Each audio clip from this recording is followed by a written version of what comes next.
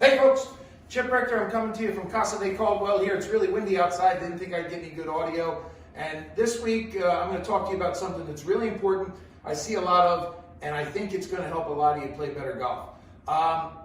The entire golf, I say this all the time, the entire golf swing takes around 1.2 seconds, okay? Not a lot of time. From start to finish, 1.2 seconds. It's really hard to have a cognitive thought in a very short period of time. If we are going to have a cognitive thought and try and do something to change a motor pattern, it's probably going to have to be in the beginning of the swing when the club's not moving as fast. Because from the top until impact, we're talking about 0.1 seconds, and that's not a lot of time. It's really hard to try and change a motor pattern in 0.1 seconds. It's difficult. But what we can do is get into a position where we don't need to make a motor pattern change. We can set the backswing up correctly so that the downswing works very well. Many times I see downswing problems that aren't really problems as much as they are solutions to something you did poorly in the backswing that you have to overcome. And if we can fix those things in the part of the swing that's moving slower, it makes perfect sense to do that. Now, I see this a lot. I put a little magnet on this club face to indicate where it's pointing. And there are so many people who, when they go to set up to the golf ball, ask them, what are you trying to do in the initial part of the backswing? And the common answer is, I'm trying to get this toe up. I was taught toe up to toe up. And that's not necessarily correct. There are a tremendous amount of players who are not working toe up to toe up. They are working off of their spine angle because these arms are swinging around this torso. This torso is basically stabilized by the spine. Tremendous amount of players that are trying to keep the club face much more parallel to the spine angle halfway back. Now, if you don't believe me, just take a look at some pictures. Here's Cam Smith, okay? He's having a pretty good year, won the Players' Championship. Notice how the club face is very parallel to the spine angle. Here's Tommy Fleetwood.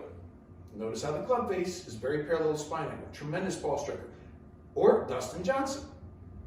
Notice how the club face is very parallel to the spine angle. The head's a little more outside the path than what you might see, but the club base, which is what hits the ball, is parallel to the spine. So there's absolutely nothing on the planet wrong with trying to get this club face here. In fact, it'll probably help you get a lot more square at the top, and then you won't have to make adjustments or solutions in the downswing to try and fix it and unpack it.